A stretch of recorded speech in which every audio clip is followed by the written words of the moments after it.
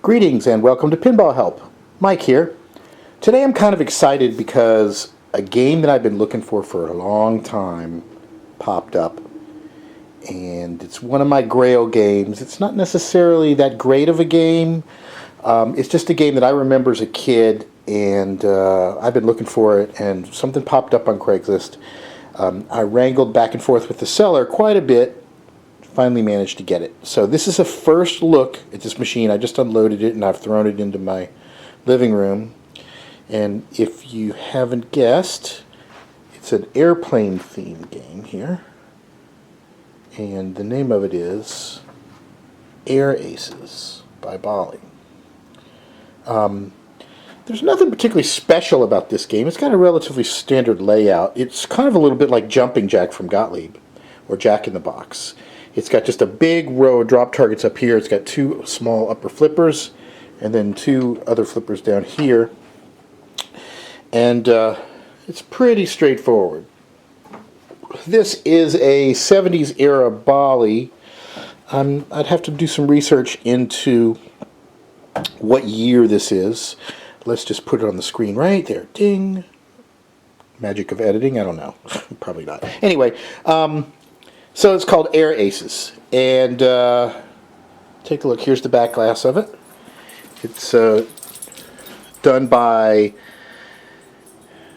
Dave Christensen, famous artist. Did a ton of pinball machines, including Wizard and Captain Fantastic and Nitro Burner, a whole bunch of different games. Anyways, it's got a lot of very similar. He tends to draw similar looking characters on all of the back glasses, and this guy has done a lot of living, according to a lot of Dave's back glasses. And beautiful, beautiful artwork, and really, I just love the color scheme. So I got this game for a pretty decent deal, but I had to walk away from it. Actually, I walked away. I went up to visit the machine, and it was upstairs, and the woman had said she had it for her kids. And whenever somebody says they got a pinball machine for their kids, it's like, uh-oh, the kids have been poking and pulling around on things. So the machine would not come up at all. The only thing that would light up was the two little lights here in the coin thing.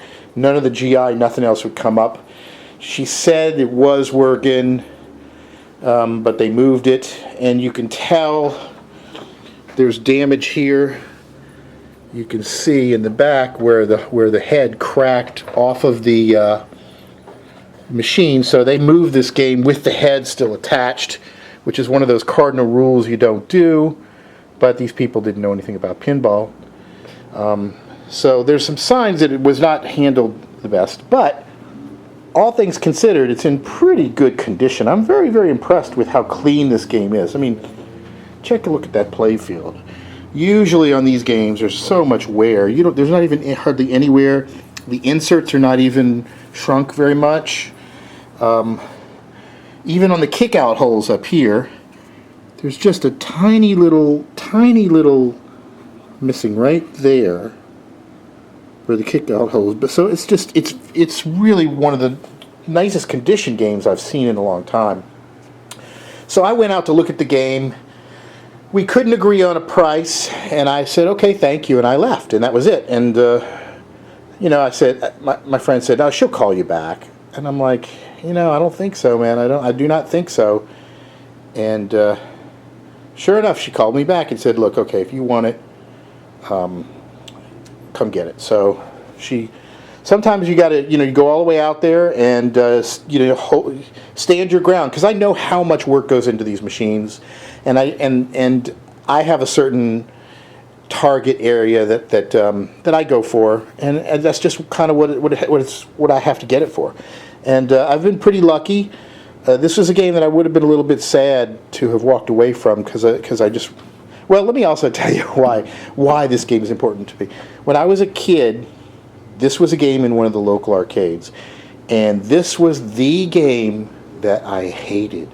I hated this game. It was so hard as far as I was concerned. This game, I remember distinctly as a kid that this thing would eat quarters so fast. The ball would drain so quickly. Now, granted, I really didn't have any technique or anything. I just remember this game being the hardest game in the whole arcade. And I'd always wanted to get every one of these targets down, like the special and all that. And, you know, it was. So I guess I've kind of had this desire to get this game and kick its ass. And I haven't seen this game out very often, so here it is. It's a late electromechanical from Bally. I think they were some of the best builders of games during this time. It just really is. Everything about the game is really nice and classy, and it's not very complicated, but it's a nice little layout. So this is Bally Air Aces. So let's take a look at the game. I basically unloaded it, pulled the black back glass and triple thicked it, and it looks really gorgeous. To show you, there's really no scratches on it at all. It's just beautiful, absolutely beautiful. So that's pretty cool. There's a typical wear on the cabinets, but otherwise it's pretty darn clean.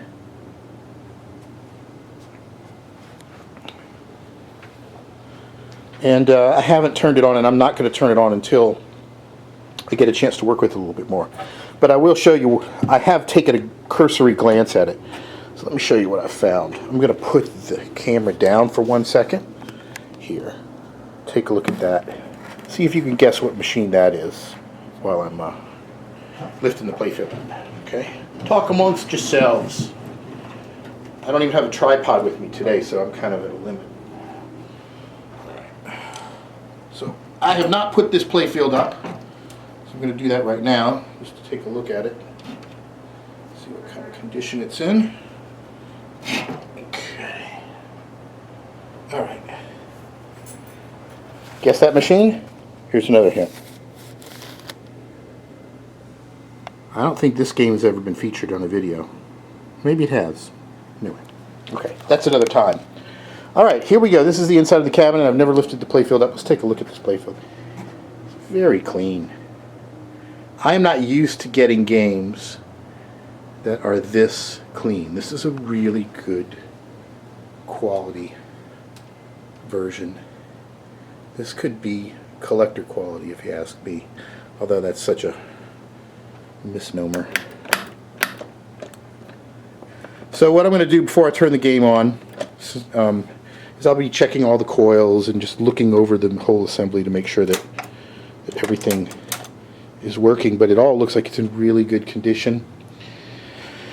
Let's see, everything seems to be there. I like that even all the tags, all the weird little tags are there.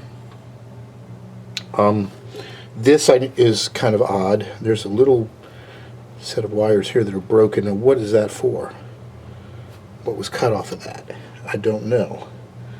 But the game otherwise looks to be in pretty good condition. I did notice this.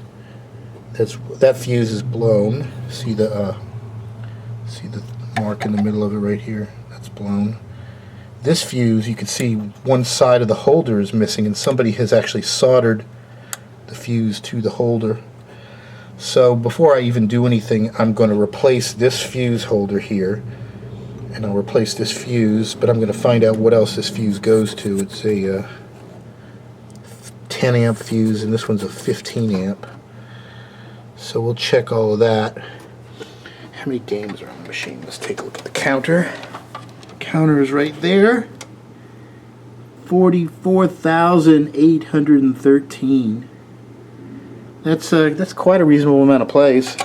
You wouldn't think it, considering how clean this is. The chime coils all look good. I don't see anything toasty there. Looks like there's the original manual. I think the alligator clips there were used to put the game on free play. For those of you who are not familiar how to do that, there's a video I have on my page which goes on into how to turn games on free play. Let's take a look and see what comes with the... Okay, here's some locks and stuff right there. Oh look! The warranty! wonder if I should get that framed. Motors are guaranteed for defective materials or poor workmanship for 6 months. If it takes you 6 months to figure out something is defective. Huh, okay. Let's see. What else we got here? Pull this out again. Playing the one-handed camera guy. Okay.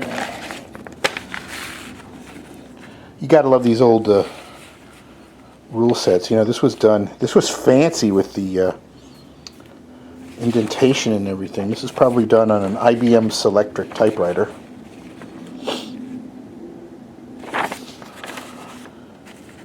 Cool mono-spaced font there. So this is a little information on the circuits. Coil numbers. This is parts, playfield parts. So, I mean, did they not have manuals? Did they just have like sheets? It's a sheet 1 of 8. So this is our little settings. Visual inspection. This is not a bad idea to do anytime this game is moved. Check that the cables are clear of all moving parts and relays. Check for any wires.